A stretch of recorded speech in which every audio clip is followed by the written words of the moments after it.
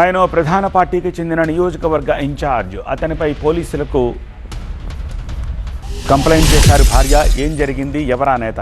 శ్రీ సత్యసాయి జిల్లా కదిరి నియోజకవర్గ Janasena party incharge Bhairava ప్రసాద్పై పోలీసులు కేసు నమోదు చేశారు. భైరవ ప్రసాద్ కొన్ని రోజులుగా శారీరకంగా మానసికంగా వేధిస్తున్నాడని భార్య శశికళ పోలీసులకు ఫిర్యాదు చేశారు. కుమార్తె సాయి వర్షిణి సైతం పోలీసులకు కంప్లైంట్ ఇచ్చారు. న్యాయవాది వృత్తిలో ఉన్న భైరవ ప్రసాద్ కదిరి జనసేన ఇన్ఛార్జిగా ఉన్నారు. భైరవ ప్రసాద్ వరకట్న వేధింపులకు పాల్పడ్డారని పోలీసులు ఎఫ్ఐఆర్లో నమోదు చేశారు. బాధితుల ఫిర్యాదుతో కేసు నమోదు చేసి దర్యాప్తు చేస్తున్నామని పోలీసులు చెప్పారు.